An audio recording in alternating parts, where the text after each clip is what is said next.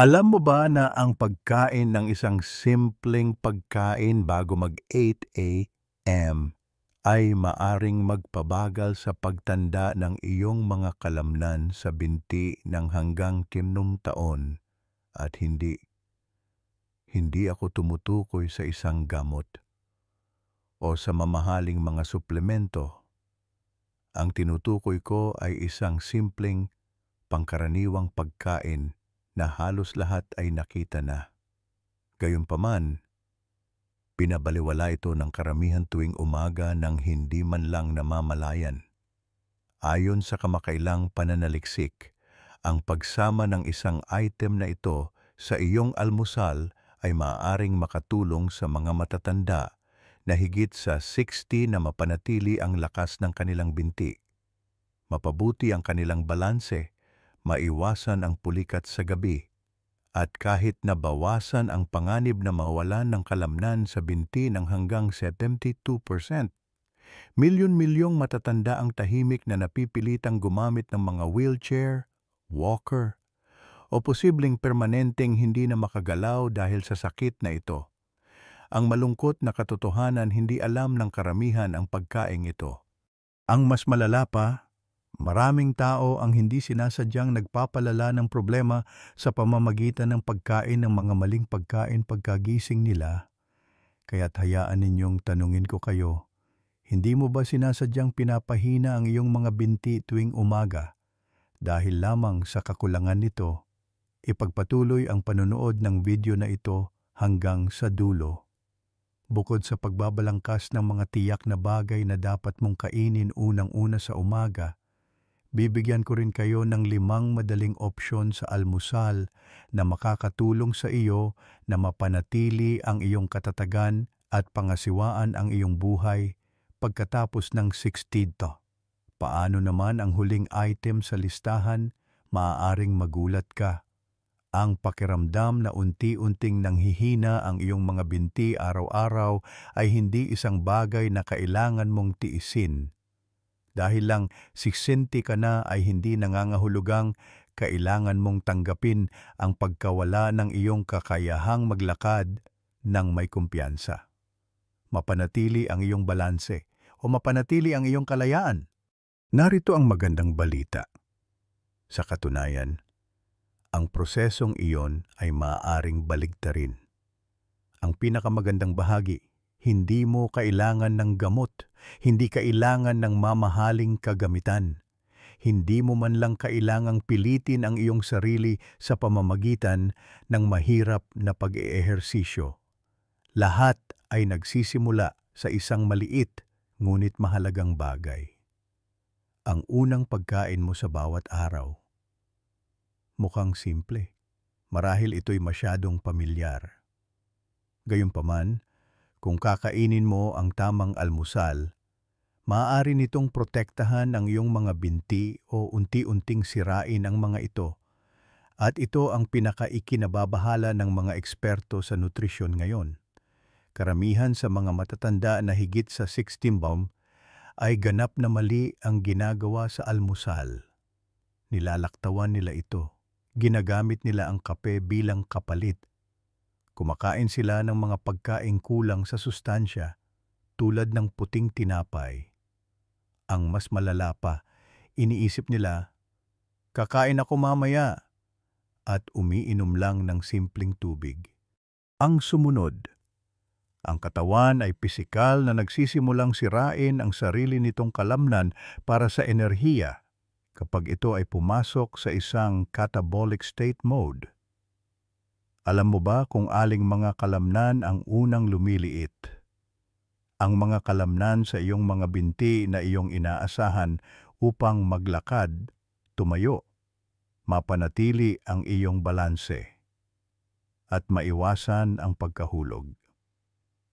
Ayon sa isang pag-aaral ng Tufts University, ang mga matatanda ay maaring maibalik hanggang sa 35% ng lakas ng kanilang binti sa loob lamang ng 8 linggo kung sila ay kakain ng isang malusog na almusal na kasama ang mga tamang pagkain.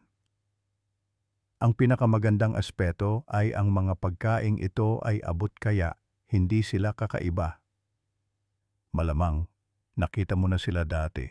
Sa simpleng salita, hindi mo lang sila pinagsasama-sama ng tama o kinakain sa tamang oras.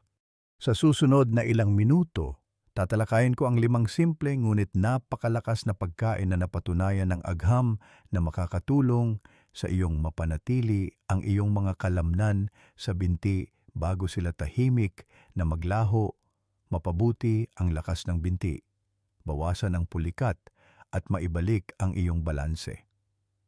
Sa dulo ng video na ito, ibabahagi ko ang isang napakahindi pangkaraniwang pagkain na nakatulong sa daan-daang matatanda na maramdaman na tila na ibalik ang kanilang kakayahang gumalaw. Isang maliit na hiwa na kinakain sa umaga. O, manatili ka sa akin kung sa tingin mo ay hindi na maibabalik ang nawalang kalamnan. Baka magbago ang isip mo.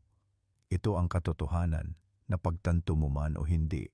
Ang iyong katawan ay nagsisimulang unti-unting mawalan ng kalamnan, lalo na sa iyong mga binti pagkatapos ng edad na 60. Isa sa mga pangunahing sanhi ng kawalan ng kakayahang maglakad ng malayo. Kahirapan sa pagtayo mula sa upuan. Pagtaas ng dalas ng pagkawala ng balanse at sa huli ay nangangailangan ng mga tungkod, walker, o kahit na full-time na pangangalaga para sa milyon-milyong matatanda bawat taon ay ang sarcopenia. Ang pinaka-ikinababahala ko, ang pagkawala ng kalamnan ay hindi masakit. Walang lagnat o pulikat na nauugnay dito. Tahimik itong pumapasok. Isang umaga, medyo mabigat ang pakiramdam ng iyong mga binti. Sa isa pang araw, medyo natitisod ka habang bumababa sa bangketa. Iniisip mo, tumantanda lang ako. Hanggang sa isang araw, kailangan mo nang gamitin ang iyong mga braso para itulak ang iyong sarili para lang makatayo. Gayunpaman, hindi iyon ganap na tumpak. Ang pagtanda ay hindi nagpapahina sa iyo. Ito ay ang pagkawala ng mismong bagay na nagbibigay sa iyo ng kasarinlan, ang lakas ng iyong binti.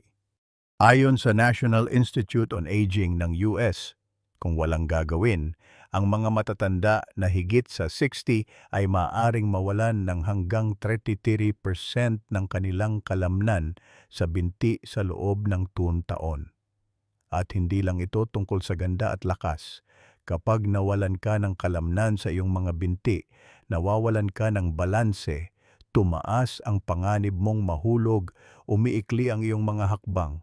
Bumagal ka, maaari ka pangang magsimulang hilahin ang iyong mga paa. Ang sirkulasyon ng dugo ay lumalala. Ang kadaliang kumilos ay nalilimitahan. Nagsisimula ang isang domino effect habang humihina ang iyong mga binti. Pagtaas ng taba sa tiyan, nabawasang density ng buto, walang siglang pagtulog, nabawasang gana sa pagkain.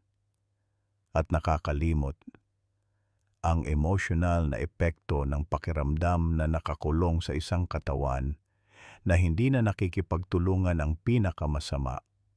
Bakit ito pinakaapektado sa umaga?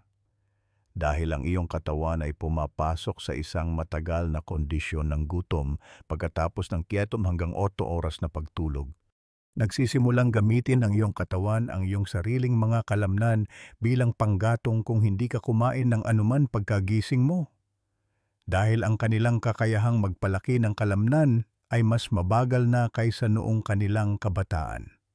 Ito ay partikular na mapanganib para sa mga nakatatanda. Ang iyong mga kalamnan sa binti ay patuloy na unti-unting masisira bago pa man magsimula ang araw kung hindi mo pipigilan ang prosesong ito gamit ang tamang dieta sa umaga. Ang pinakamalaking grupo ng kalamnan sa iyong katawan ay nasa iyong mga binti. Sa makatuwid, ang pagkawala ng kalamnan doon ay nakakagambala sa iyong buong balanse sa metabolismo bukod sa pagpapahina sa iyo. Bumagal ang sirkulasyon sa binti at nagsisimulang magpakita ang iba't ibang problema, pamumulikat sa mga binti, panginginig ng mga paa at kamay, tingling o pamamanhid, at maging ang mga problema sa koordinasyon kapag naglalakad o umaakyat ng hagdan.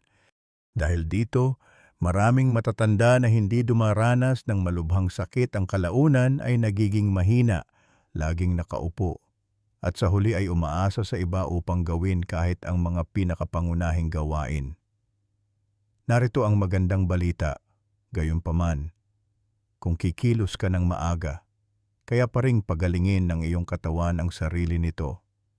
Matutulungan mo ang iyong mga kalamnan na gumaling, maibalik ang lakas ng binti, mapabuti ang iyong balanse, maiwasan ang pulikat, at higit sa lahat, mapanatili ang iyong kalayaan sa bawat hakbang kung magsisimula ka bukas ng umaga at kakainin ang mga tamang pagkain sa tamang oras. Kaya, ipagpatuloy ang panunood. Susunod, ipapakita ko sa iyo ang mga pagkaing tinatawag ng agham na natural na kaalyado ng iyong mga kalamnan sa binti at mga madaling opsyon sa almusal na maaaring lubos na magbago sa iyong paglakad. Sa iyong kakayahang tumayo mula sa isang upuan at sa iyong kalidad ng buhay pagkatapos ng edad na 60. Si Nestor ay 69. Nestor ay dati siyang construction engineer na naglakbay sa buong Pilipinas. Umaakyat ng mga dalisdis, tumatawid sa mga kagubatan, at umaakyat sa mga plansa ng hindi napapagod. Gayunpaman, sa mga araw na ito, kapag bumabangon siya sa kama tuwing umaga, ang kanyang mga binti ay parang hindi na sa kanya, mayroon siyang naninigas na tuhod. Minsan, ang kanyang mga paa ay kasing bigat ng tingga. At sa ibang pagkakataon, parang manhid ang mga ito. Ang mga unang hakbang mo sa umaga ay nag-aalangan, mababa at hindi matatag, tulad ng pagsubok na paandarin ng isang kinakalawang na makina. Isang umaga, nadulas siya matapos sumabit ang kanyang paa sa isang mababang baitang habang papalabas siya sa beranda para kunin ang dyaryo. Kahit na hindi ito isang malubhang pinsala, natakot siya dahil naramdaman niyang unti-unti siyang nawawalan ng isang bagay. Hindi dahil sa pagkahulog mismo. Sa isang punto, ipinagwalang bahala niya ang lakas ng kanyang binti. Nagsimula na ring mapansin ng kanyang asawa. Mas mabagal siyang maglakad, hindi matatag ang kanyang paglakad. Kailangan niyang itulak gamit ang dalawang kamay sa kanyang mga tuhod tuwing tatayo siya mula sa sopa. Hindi na siya gaanong masigasig sa paglalakad sa umaga sa parke. Napagtanto niya na may mali nang sa wakas ay inamin niya na mas madalas na siyang nakakaranas ng pulikat sa gabi. Si Nestor ay hindi dumaranas ng anumang malubhang sakit. Walang diabetes, walang arthritis. Ang lihim na tinutukoy ng mga doktor sa kanyang nararanasan ay ang after 60 phase. Ang panahon kung kailan tumataas ang pagkawala ng kalamnan ng tahimik ngunit malakas. Lalo na sa mga binti na sumusuporta sa iyong buong bigat, nagpapatatag sa bawat hakbang at nagbibigay daan sa iyo na tumayo mula sa beranda, sala o banyo. Nagsimulang magsaliksik si Nestor pagkatapos ng pagkahulog na iyon. Pagkatapos makipag-usap sa isang nutritionist, manood ng mga video, at magbasa ng mga artikulo, natutunan niya ang isang bagay na hindi niya gaanong pinag-isipan sa kanyang buhay. Maaaring lumakas o humina ang iyong mga binti, depende sa iyong kinakain sa umaga. Nagsimula siyang magbago sa bawat araw na lumipas. Hindi na niya nilalaktawan ang almusal tulad ng dati. Sa walang laman na tiyan, tumigil siya sa pag-inom ng black coffee upang muling buuin ang kalamnan, ibalik ang sirkulasyon sa binti, pagaanin ang panghihina ng binti, mapabuti ang balanse, at higit sa lahat, tulungan siyang tumayo nang hindi sumasandal o natatakot na baka mahulog. Sinimulan niya ang kanyang mga umaga sa mga pagkaing hindi mukhang magarbong o komplikado, ngunit puno ng mga tiyak na sustansya na matagal nang hinahanap ng kanyang katawan. Pagkalipas ng 3 linggo, napansin niya ang unang malaking pagbabago. Mas magaan ang pakiramdam ng pagbangon sa kama. Wala nang pag-aalangan o bigat sa kanyang mga hakbang sa umaga. Nawala ang mga pulikat sa gabi. Ipinagpatuloy niya ang kanyang paglalakad sa paligid ng bahay. Susunod, sa parke, pagsapit ng ikalawang buwan, naglalakad na siya ng walang tigil tuwing umaga sa loob ng halos 2 kilometro. Madalas niyang sinasabi sa kanyang asawa ngayon, "Pakiramdam ko na ibalik ko na ang aking mga binti." Sa isang maliit na pagbabago lamang sa kanyang pang-araw-araw na gawain at walang tungkod o tulong, nagawang mapanatili ni Nestor ang malakas, malaya, at masiglang mga binti hanggang sa kanyang 60s. Isang bagay na pinaniniwalaan ng karamihan na imposible. Magagawa mo rin ito. Hindi mo kailangan ng swerte. Kailangan mo lang malaman kung saan magsisimula. Susunod, ipapakita ko sa inyo ang 5 partikular na pagkain sa almusal na ginamit ni Nestor at ginagamit na ngayon ng libu-libong mga nakatatanda sa kanilang pang-araw-araw na gawain upang bumuo ng mas malakas, mas matatag at mas maaasahang mga binti. Unang pagkain sa almusal, buong itlog. Walang mas madali o mas mahusay kaysa sa isang nilagang itlog para sa isang mabilis na pagkain na makakatulong sa pagbawi ng kalamnan, lalo na sa iyong mga binti. Halos lahat ng kinakailangang amino acid na kailangan ng iyong katawan para sa paglaki at pag-aayos ng kalamnan ay matatagpuan sa mga itlog.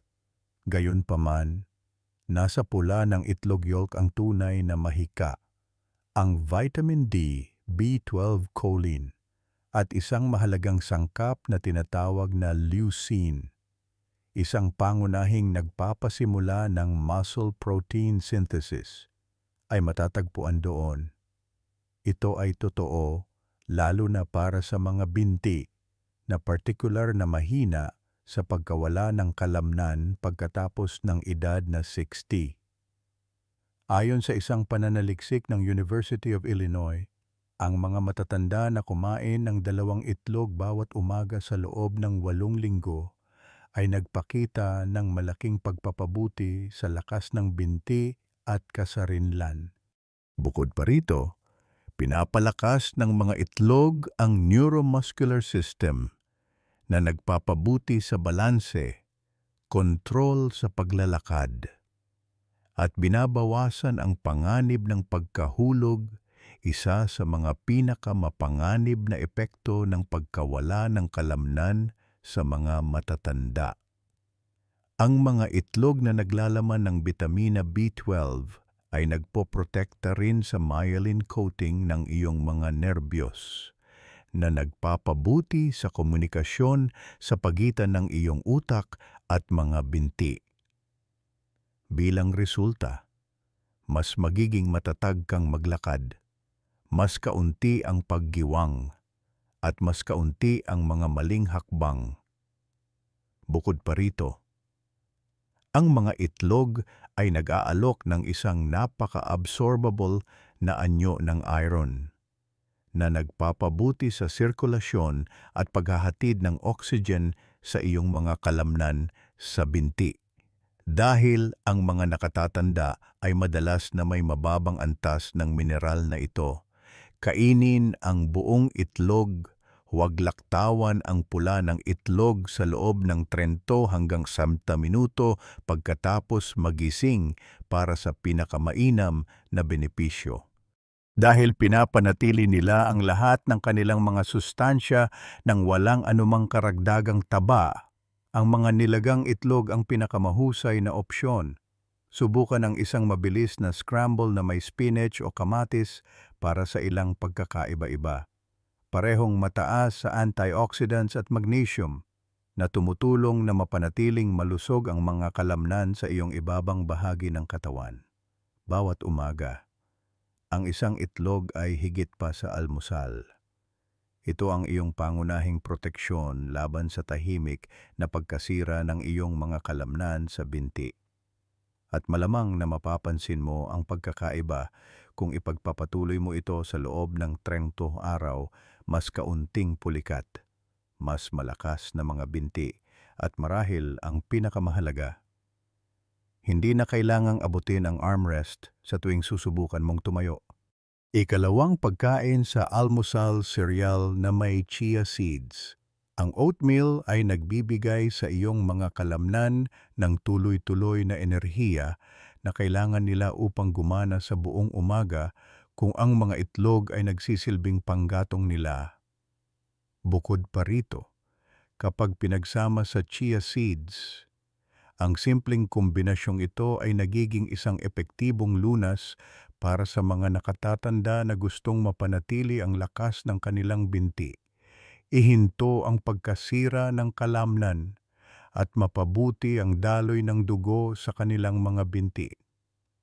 Ang beta-glucan, isang natutunaw na hibla na sagana sa oats, ay nagpapababa ng pamamaga, nagpapabuti sa pagsipsip ng mga sustansya ng kalamnan, at tumutulong na balansehin ang asukal sa dugo.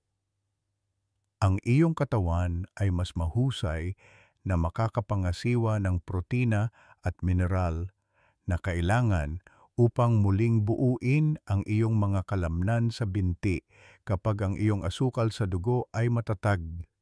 Para sa mga nakatatanda na ang metabolic efficiency ay madalas na bumababa ng malaki pagkatapos ng edad na 60 iyon ay partikular na mahalaga. Ang chia seeds ay nag-aambag din ng omega-3 fatty acids, calcium, potassium, at magnesium. Ang apat na mahahalagang sustansya na ito ay tumutulong na mapanatili ang malusog na pag-urong ng kalamnan, kontrolin ang mga signal ng nerbiyos, at partikular na kapakipakinabang sa pag-iwas sa pulikat sa binti, lalo na ang mga masakit na pulikat sa gabi. Ang paglalakad at matagal na pagtayo ay maaaring magdulot ng paninigas sa mga binti. Ngunit ang magnesium sa chia ay tumutulong na i-relax ang mga makinis na kalamnan. Tinitiyak ng potassium na ang oxygen at mga sustansya ay umaabot kahit sa maliliit, madalas na binabalewwalang mga unit ng kalamnan sa iyong ibabang bahagi ng katawan sa pamamagitan ng pagpapanatili ng balanse ng electrolyte at pagtataguyod ng sirkulasyon sa binti. Simple lang itong gawin. Paghaluin ang 3 kutsara ng rolled oats sa tubig o gatas na gawa sa mani, lutuin hanggang lumambot. Magdagdag ng 1 kutsara ng chia seeds at haluin para sa dagdag na natural na tamis at antioxidants. Maaari mo itong lagyan ng ilang hiwa ng saging o blueberries. Kainin itong mainit sa loob ng 1 oras pagkatapos magising. Sa isip, ang mga nakatatanda na lumipat sa oatmeal at chia sa umaga ay nag-uulat ng mas malaking balanse kapag nakatayo ng matagal o umaakyat ng hagdan, mas kaunting sakit sa binti, at mas mataas na tibay sa buong araw. Ang pulikat na nangyayari sa gabi ay madalas na nawawala, at isang tiyak na indikasyon na ang mga kalamnan ay sa wakas ay tumatanggap ng suporta na kailangan nila upang gumaling. Ang oatmeal ay higit pa sa isang masustansyang pagkain sa umaga. Ang mga matatanda na higit sa 60 ay maaaring mapanatili ang kanilang lakas, kalayaan, at buong pakikilahok sa buhay sa kanilang sariling mga tuntunin sa tulong ng matatag na pundasyong ito. Ikatlong pagkain sa almusal saging. Ang katotohanan na ang mga saging ay madalas na tinutukoy bilang likas na electrolyte pill para sa mga nakatatanda ay hindi aksidente. Ang mga saging ay kabilang sa mga pinakamahusay na prutas para sa pag-iwas sa pulikat sa binti, pagpapabuti ng sirkulasyon, pagtataguyod ng malusog na pag-urong ng kalamnan at pagpapanatili ng lakas ng binti sa mga taong higit sa sistolno dahil sa mataas nitong nilalaman ng potassium. Ang mga saging ay partikular na epektibo kapag kinain kaagad pagkatapos magising, dahil ito ang panahon kung kailan ang iyong katawan ay karaniwang kulang sa mahahalagang mineral. Humigit kumulang 400 baldamililang ng potassium o 10% ng iyong pang-araw-araw na pangangailangan ay matatagpuan sa isang katamtamang saging. Upang mapanatili ang electrical charge sa mga lamad ng selula ng kalamnan at paganahin ang tuloy-tuloy na koordinadong pagkilos ng kalamnan, kinakailangan ang potassium. Ang makalamnan na hindi nakakakuha ng sapat na potassium ay mas malamang na mag-misfire o mag-spasm na maaring magdulot ng pulikat sa gabi o ang pakiramdam ng pagkibot sa iyong mga binti kapag sinusubukan mong mag-relax. Madalas itong problema sa mga nakatatanda, lalo na sa mga umiinom ng diuretics o may kapansanan sa pagsipsip ng mineral. Ayon sa isang pag-aaral ng Harvard University, ang mga matatanda na madalas kumain ng saging ay 33% na mas mababa ang posibilidad na magkaroon ng pulikat sa binti kaysa sa mga hindi kumakain ng sapat na pagkaing mayaman sa potassium. Ang mga saging ay naglalaman din ng maraming bitamina B6 na mahalaga para sa komunikasyon ng nerbiyos na tumutulong sa iyong utak at mga kalamnan sa binti na mas epektibong makipag-ugnayan, na nagpapabuti sa balanse at koordinasyon habang naglalakad ka. Gayunpaman, ang saging ay hindi para sa lahat.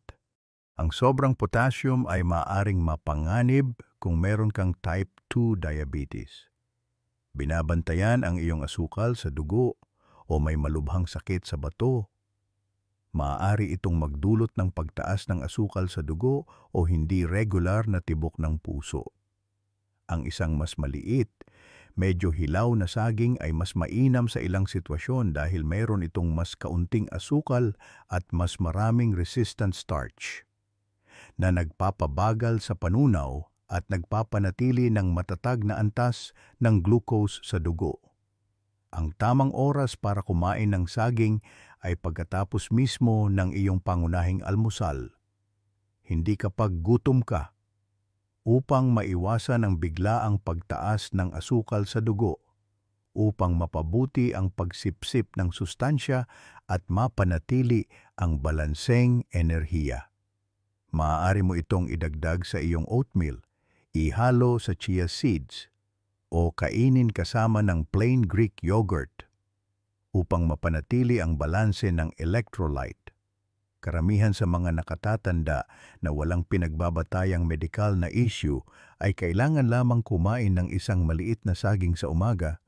Bantayan ang mga kalamnan sa iyong mga binti, pagbutihin ang iyong hakbang, at pigilan ang pagkawala ng kalamnan na natural na nangyayari.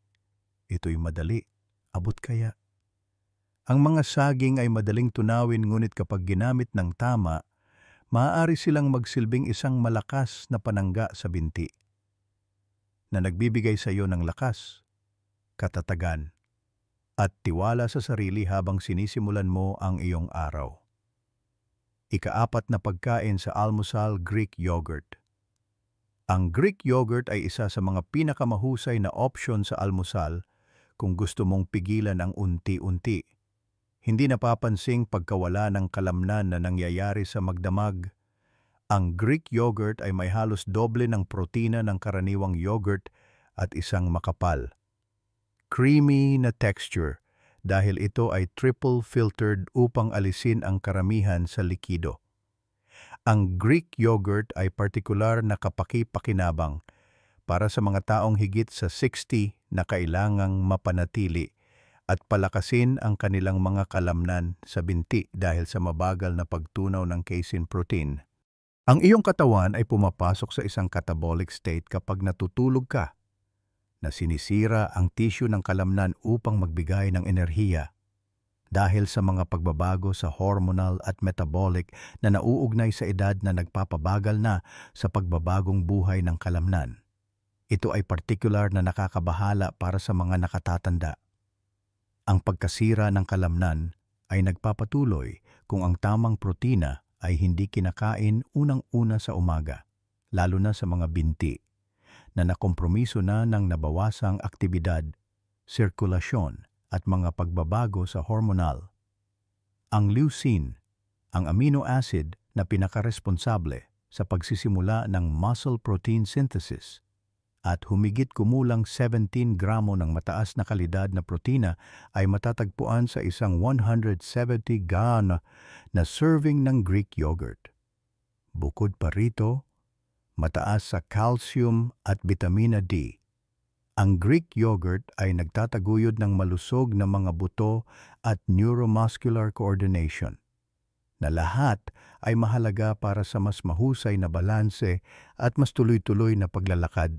Bukod pa rito, ang mga probiotics ng yogurt na pangunahing kinikilala para sa kanilang mga benepisyo sa kalusugan ng bituka ay nagpapabuti din sa pagsipsip ng sustansya at nagpapababa ng talamak na pamamaga na tumutulong na mapabuti ang circulation sa binti.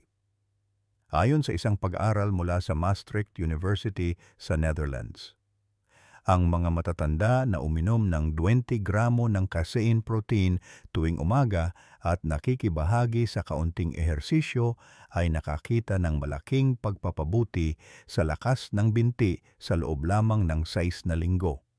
Bukod pa rito, ang parehong grupo ay nakaranas ng mas kaunting pulikat sa gabi at pinabuting balanse, ngunit hindi lahat ay may magandang tolerance sa Greek yogurt. Maghanap ng mga produktong walang lactose kung meron kang mga problema sa pagtunaw o lactose intolerant. O isaalang-alang ang mga alternatibong nagmula sa gatas ng kambing o tupa na sa pangkalahatan ay mas madali sa tiyan. Iwasan ang mga binibiling yogurt na puno ng asukal o mga artipisyal na lasa na maaring magdulot ng pamamaga, makagambala sa pagbawi ng kalamnan at magpataas ng asukal sa dugo sa mga taong higit sa 60. Ang Greek yogurt ay dapat kainin sa loob ng 1 oras pagkatapos magising o halos kalahating oras pagkatapos makisali sa banayad na mga aktibidad sa umaga para sa pinakamainam na benepisyo. Magdagdag ng ilang walang asukal na berry, cinnamon, o chia seeds upang mapabuti ang lasa at nutritional content. Ang Greek yogurt ay isang pangmatagalang kaalyado para sa paghubog ng binti dahil sa mataas nitong nilalaman ng protina, pambihirang pagtunaw, at kakayahang umangkop.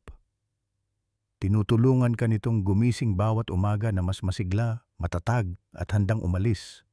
Ikalimang pagkain sa almusal, pan-seared salmon.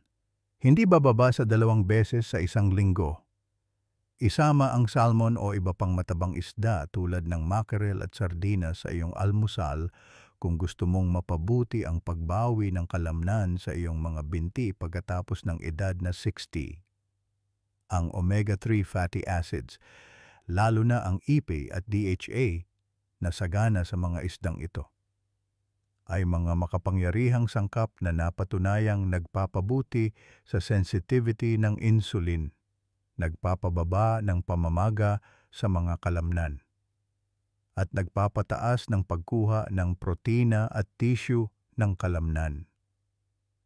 Kapag pinagsama, tinutulungan nila ang mga nakatatanda na maibalik ang lakas ng kanilang binti at pabagalin ang kanilang natural na pagkasira ng kalamnan. Ang mga matatanda na higit sa 65 na kumain ng 2 serving ng matabang isda bawat linggo ay nagpanatili ng 27% na mas maraming kalamnan sa binti kaysa sa mga kumain lamang ng pulang karne o walang isda. Ayon sa pananaliksik na inilathala sa American Journal of Clinical Nutrition, mas kahanga-hanga pa ang malaking pagpapabuti sa kakayahang maglakad, pinabuting balanse, at isang 36% na nabawasang pagkakataon na mahulog dahil sa panghihina ng binti na ipinakita ng grupo na kumakain ng isda. Paano ito gumagana ang talamak na pamamaga? Isang nakatagong ngunit nakakapinsalang puwersa na nagpapahina at sumisira sa lakas ng kalamnan, lalo na sa ibabang bahagi ng katawan, ay nababawasan ng omega-3 fatty acids. Bukod sa pagiging isang mahusay na mapagkukunan ng lubos na natutunaw na protina 20 gram bawat 100 galban na luto. Ang salmon ay naglalaman din ng mga bitamina B12 at D na mahalaga para sa neuromuscular transmission at nagpapabuti sa koordinasyon ng iyong mga kalamnan at utak habang gumagalaw ka. Ang pinakamadaling paraan upang ihanda ito ay ang pagpansear ng sariwang salmon sa loob ng 3 hanggang 4 na minuto sa bawat panig sa extra virgin olive oil. Ihain ito kasama ng inihaw na kamote, steamed na gulay o ilang hiwa ng abokado para sa isang almusal na balanse sa mineral, mataas sa protina at mataas sa taba. Pumili ng isang hiwa ng walang asukal na smoked salmon o uminom ng isang dekalidad na suplemento ng langis ng isda kung wala kang oras na magluto ng isda sa umaga. Gayunpaman, karamihan sa mga nutritionist ay sumasang-ayon na ang buong pagkain ay isang mas mahusay na paraan upang makakuha ng mga sustansya kaysa sa mga suplemento. Isang maikling paalala lamang kung nakaranas ka na ng mga problema sa pagtunaw ng taba, matabang atay o mataas na kolesterol. Kumain ng maaga sa umaga kapag ang iyong tiyan ay halos walang laman pa at magsimula sa mas maliliit na serving. Pumili ng baked o steamed na isda sa halip na pinirito. Bawasan sa 1 beses sa 1 linggo kung nakakaranas ka ng bloating o naantalang pagtunaw. At sa payo ng iyong doktor, isaalang-alang ang pag-inom nito kasama ng mga digestive enzymes. Ang matabang isda, tulad ng salmon, ay mahusay na supplier ng higit pa sa protina. Gumagana sila katulad ng mga natural na pampadulas sa iyong katawan, na pinapanatili ang iyong mga kalamnan na malambot, malusog, at handa para sa paggaling. Higit sa lahat, tinutulungan nila ang iyong mga binti na labanan ang tahimik na pagkasira na nangyayari sa pagtanda. Tandaan na anuman ang edad, kahit isang serving ng salmon para sa almusal, bawat linggo ay isang malaking puhunan sa iyong kakayahang maglakad ng may kumpiyansa, mapanatili ang iyong balanse, at mamuhay ng isang aktibong buhay. Ang nakatagong pagkain, steamed sweet potatoes na may natural na mineral salt asin. Sinabi ko sa simula ng video na ibubunyag ko ang pagkaing ito. Hindi ito isang karagdagan, hindi ito isang mamahaling superfood. Ito ay isang medyo simpleng item na halos lahat ay mayroon sa kanilang kusina. Steamed na kamote, bahagyang binudburan ng Celtic sea salt. Mukhang simple, gayunpaman, ang epekto ay malawak. Pagkatapos ng isang mahabang gabi ng pagkapagod, ang kasaganaan ng complex carbohydrates ng kamote ay maaring makatulong sa iyong mga kalamnan na muling punan ang kanilang mga tindahan ng glycogen. Ang nagpapabukod tangi sa kamote ay hindi tulad ng maraming iba pang karaniwang pagkain sa almusal. Ang starch nito ay hindi nagpapataas ng antas ng asukal sa dugo. Sa halip, nagbibigay ito ng pare-parehong enerhiya na pumipigil sa pagkapagod ng kalamnan sa umaga, lalo na sa mga binti na mahina sa pulikat, mapurol na pananakit, at unti-unting panghihina kapag hindi sila maayos na pinapakain. Mas mabuti pa, ang kamote ay isang mahusay na mapagkukunan ng potassium, magnesium, manganese, At bitamina C, isang makapangyarihang kombinasyon ng mga sustansya na nagpapanatili ng daloy ng dugo sa mga binti, kumokontrol sa mga impulses ng nerbiyos, at lumalaban sa mahinang mga binti na dulot ng mga abnormalidad sa electrolyte. Particular. Ang magnesium ay tinutukoy bilang mineral na pamparelax ng kalamnan. Sinusuportahan nito ang balanse kapag nakatayo o gumagalaw sa buong araw. Pinapagaan ang pulikat at binabawasan ang paninigas. Paano naman ang asin? Ang table salt ay hindi katulad ng Celtic sea salt. Ito ay isang natural, hindi na prosesong sea salt na naglalaman ng higit sa 80 trace elements na kailangan ng iyong katawan, lalo na ng iyong mga kalamnan. Sa regular na batayan upang mapanatili ang koordinado, makinis na pag-urong at maiwasan ang pulikat. Ang Celtic salt ay hindi lubhang nagpapataas ng presyon ng dugo tulad ng refined salt. Sa halip, pinapatatag nito ang presyon ng likido sa loob ng tisyu ng kalamnan. Tumutulong na muling punan ang mga electrolytes sa tamang rasyo at pinapabilis ang pagbabagong buhay ng kalamnan sa binti.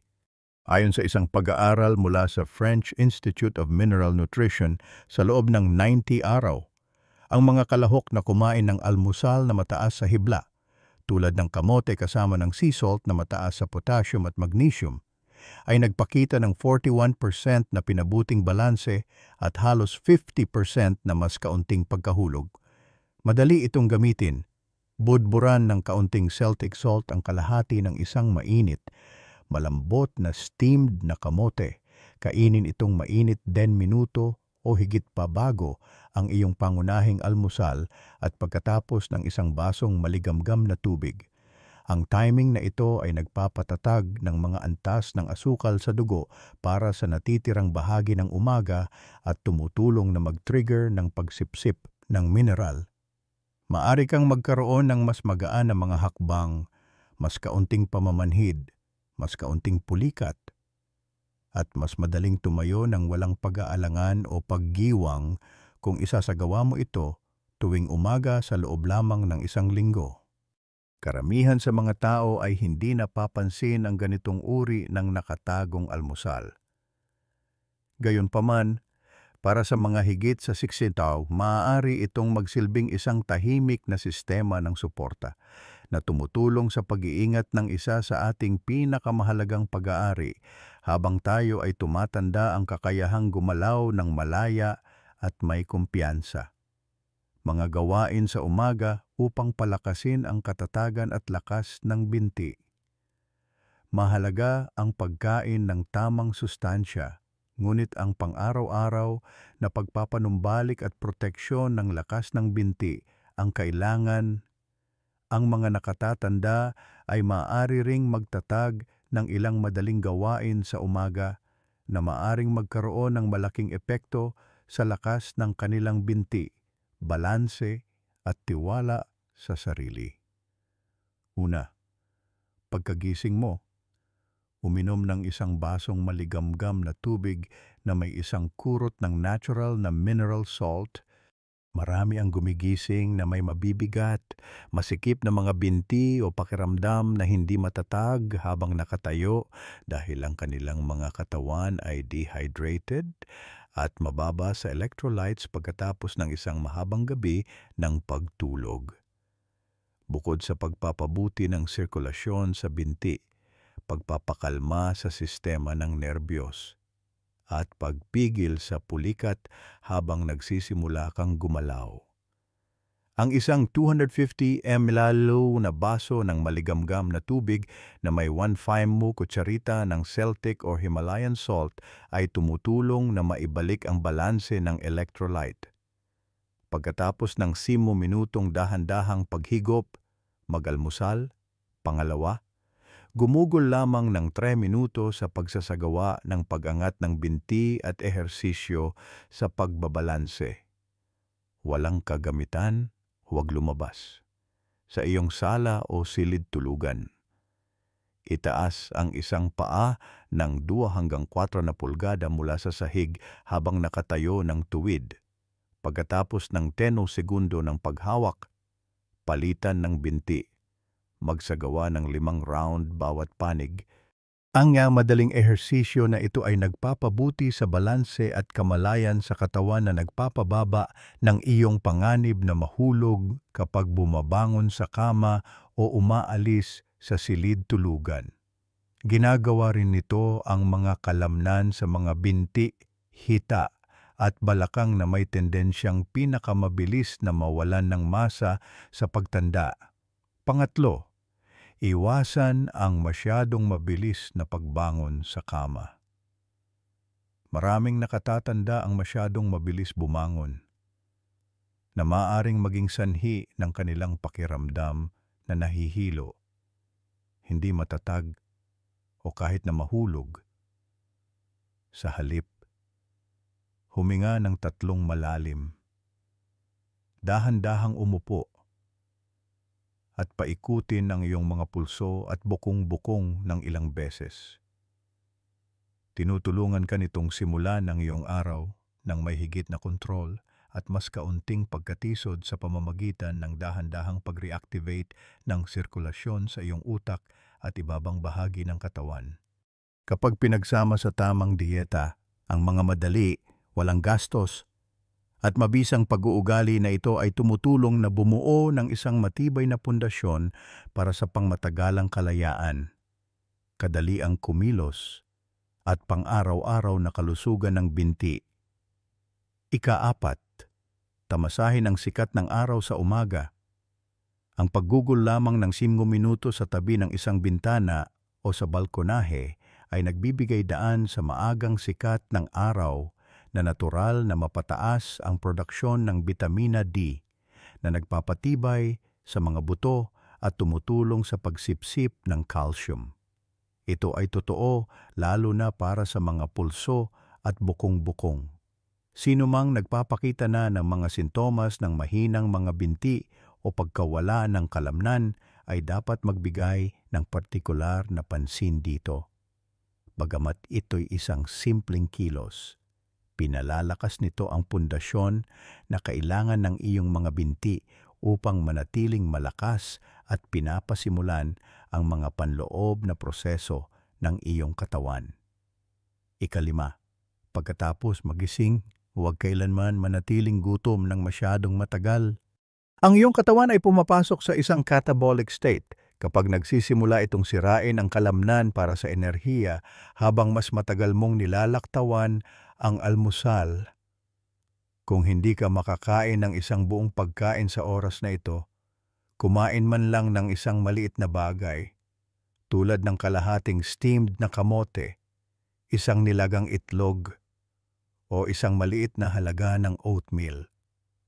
Sa pamamagitan ng paggawa ng isang maliit na hakbang, maaari mong ilipat ang focus mula sa pagkasira ng kalamnan patungo sa rehabilitasyon at pagpapanumbalik ng kalamnan. Ang iyong mga binti ay magsisimulang gumaling araw-araw. Kung susundin mo ang 5 madaling gawain sa umaga na ito at ang mga diskarte sa almusal na natalakay na natin, mawawala ang panginginig sa pagtayo. Hindi ka na matatakot sa mga hindi inaasahang pulikat at higit sa lahat, mararamdaman mo ito sa iyong buong pagkatao. Muli, ikaw ang may kontrol sa iyong katawan sa halip na hayaan itong mamuno sa iyo. Tumatanggap ka ng isang dosis bawat umaga. Mayroon lamang isang maikling bintana upang magpasya. Magiging mas mahina ba ng kaunti ang iyong mga binti ngayon? O gagawa ka ba ng isang bagay upang mapanatili ang iyong kalayaan, katatagan at lakas? Nalaman mo lang ang tungkol sa 5 pagkaing na patunayan ng agham na makakatulong sa iyong maibalik ang lakas ng iyong binti. Mapabuti ang iyong balanse, maglakad ng mas madali, ihinto ang pagkawala ng kalamnan at dagdagan ang daloy ng dugo sa iyong mga binti. Ang mga parehong pamantayan na ito ay nakakaimpluwensya sa iyong kakayahang maglakad ng may kumpiyansa, tumayo sa iyong sariling mga paa, at mamuhay ng buhay na gusto mo. Bukod pa rito, Natuklasan mo ang isang tila simpleng item na maaaring magpalakas sa iyong buong neural, skeletal at muscular system sa mga unang minuto ng araw, lutong kamote na may isang kurot ng natural na mineral salt. At ngayon alam mo na ang 5 simple ngunit epektibong gawain sa umaga na nagbabago sa lahat ng iyong kinakain sa higit pa sa isang masustansyang pagkain. Nagiging isang komprehensibong plano sa pagbawi ng binti ang mga ito. Mayroon kang pagpipilian na kumilos bukas. Walang kinakailangang pagbisita sa doktor. Walang gym. Walang kagamitan.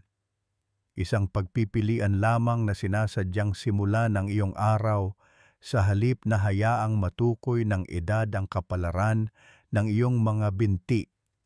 Bukod pa rito, nais kong malaman kung anong pagkain ang iyong pipiliin kung maaari ka lamang kumain ng isang bagay bukas ng umaga upang mapanatiling ligtas ang iyong mga binti.